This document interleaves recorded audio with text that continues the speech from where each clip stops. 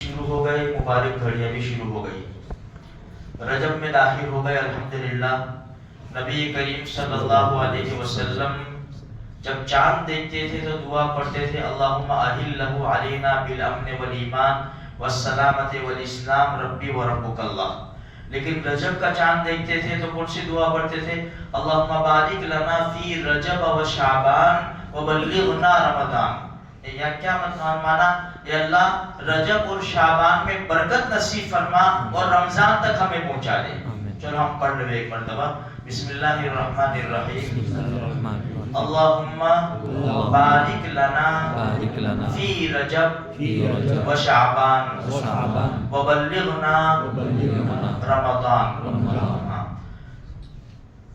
دیکھو میرے بھائیوں، مبارک دن بھی، مبارک گھڑیاں شروع ہو گئی۔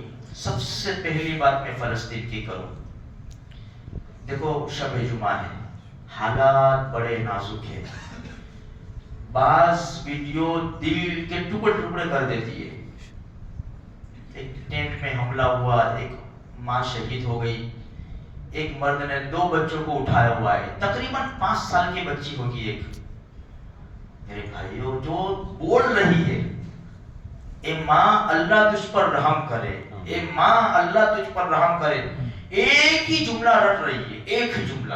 5 سال کی بچی، برسوں سے ٹینٹ میں رہتے، حالات نازک، ان کے پاس علم تو دیکھو، ان کے پاس صلاحیت دیکھو، دینی تعلیم تو دیکھو، کیا اللہ نے ان کو صلاحیت دی ہے۔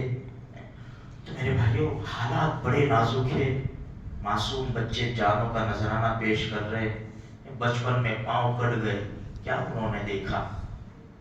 اس لیے چند گھڑیاں نکال کر اگر اللہ سہول ہم کو توفیق دے 2 رکعت نماز پڑھے اور اپنے مظلوم مسلمانوں کے حق میں رب سے دعائیں کریں۔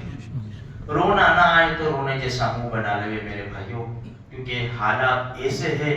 دیکھو یہ سب کھڑے ہوتے ہیں نا برتن لے کر لائن میں کھانے کے لیے، ہم کیا سمجھتے ہیں؟ غریب لوگ ہیں، ہم سے زیادہ مالدار لوگ، ہم سے زیادہ بہترین زندگی گزارنے والے، اچھے اچھے مکانات میں رہنے والے، اچھی اچھی گاڑیوں میں پھرنے والے، لیکن آج پورا چٹیل میدان ان کی جان، مال، عزت، آبرو، سامان، ان کی فیکٹریاں، دکانیں، کارخانے، ان کے مکان، سب کچھ چلے گئے۔ کس کے لیے؟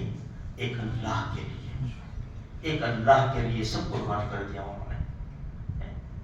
ہمیں تھوڑا سا احساس ہونا چاہیے، لیکن پھر بھی ہم تو جو کرتے ہیں وہ کرتے ہیں۔ دیکھو میرے بھائی، اس لیے تھوڑی فکر پیدا کرو، ہمارے ہی ہے وہ، ہمارے ہی ہے۔ ہم تھوڑے سے 2 الفاظ دعا کریں گے نا تو مجھے اللہ کے ذات سے امید ہے کہ اللہ پکڑ نہیں کرے گا انشاءاللہ، کہ اگر ہم جسمانی طور پر دور تھے لیکن دل ہمارے ان کے ساتھ تھے۔ ایک تو یہ، دوسرا جو 3 باتیں یاد دلائی جاتی ہے وہی سورہ کہف، فتنوں کا زمانہ ہے۔ نبی کریم صلی اللہ علیہ وسلم نے ارشاد فرمایا، جس نے جمعہ کے دن سورہ کہف پڑھی اس ہفتے میں اگر دجال بھی نکل جائے تو اللہ فتنوں سے حفاظت کرے گا۔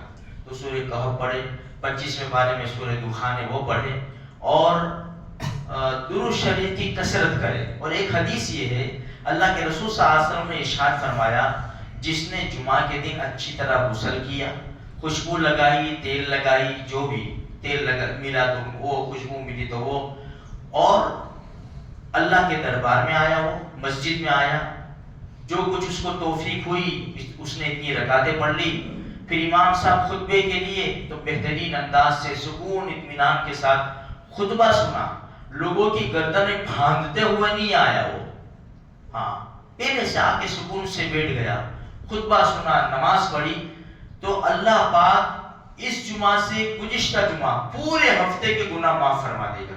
اس لیے ہم جمعہ کا بھی اہتمام کریں، جلد سے جلد مسجدوں میں جہاں ہم جمعہ پڑھتے ہیں جلد سے جلد جانے کی میرے بھائیوں فکر کریں، کوشش کریں، اور اللہ پاک توفیق دے تو دعائیں کریں، اس لیے کہ جمعہ کے دن اللہ نے گھڑی رکھی ہے، کون سی گھڑی کب مقبولیت کی ہو، اور ہم دعا کے لیے ہاتھ اٹھائے، اس لیے تھوڑا سا اہتمام کریں۔ اللہ مجھے آپ کو سارے مسلمانوں کو اس کی توفیق